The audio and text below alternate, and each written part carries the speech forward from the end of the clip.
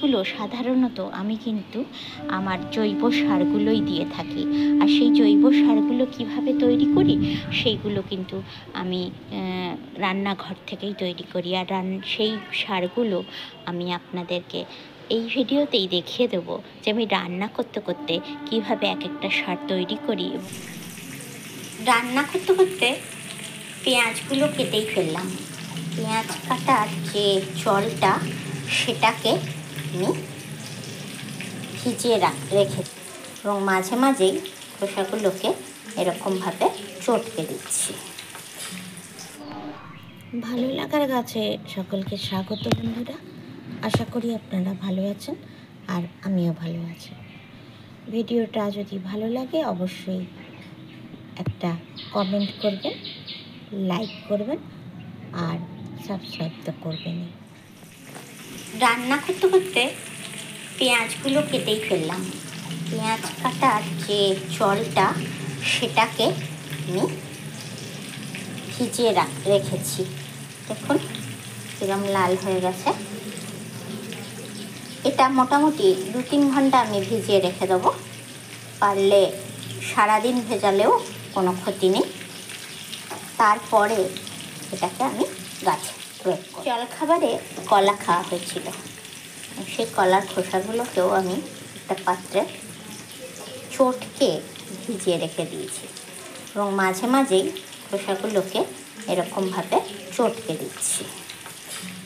এর থেকে আমি খুব ভালো পরিমাণে পটাশ পেয়ে যাব। এই সময় রাসায়নিক পটাশ কিন্তু ব্যবহার করা এই গরমে খুবই অপকারী গাছের পক্ষে।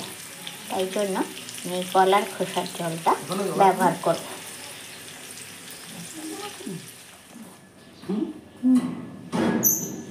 বালতিতে রেখেছি ভাতের ফ্যান।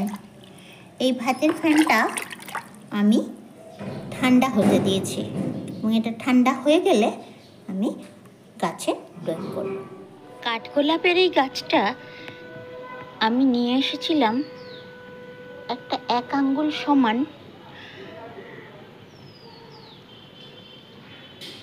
দুটো পাতাযুক্ত এবং সেই গাছটার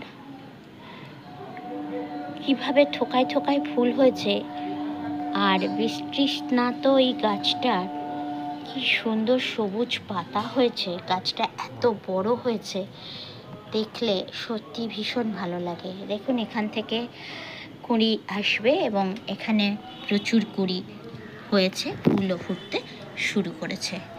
গাছটা কিন্তু আমি খুব বেশি যত্ন করি না। আমি দেখেছি যে খুব বেশি যত্ন করলে সেই গাছে কিন্তু খুব বেশি ফুল পাওয়া যায়, তার কোনো মানে নেই। যতটুকু দরকার ঠিক ততটুকু করলেই কিন্তু ওরা খুব সুন্দর ফুল।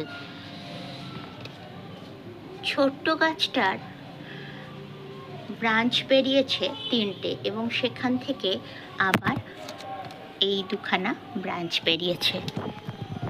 আমি কিন্তু কাটাই ছাটাই ওর এখনো পর্যন্ত কিছু করিনি। এখান থেকেও দেখুন আরেকটা ব্রাঞ্চ বেরিয়েছে।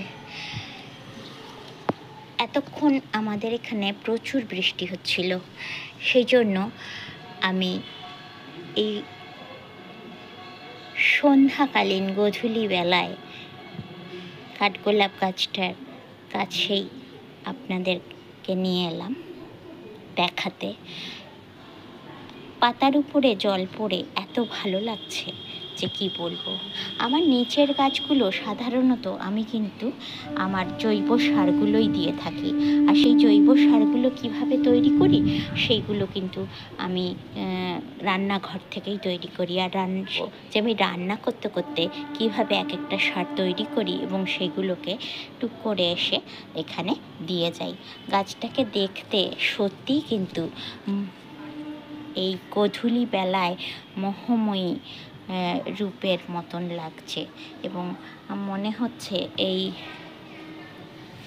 ফুলগুলোকে সযত্নে আদরে জড়িয়ে ধরতে। সবাই সুস্থ থাকবেন, ভালো থাকবেন।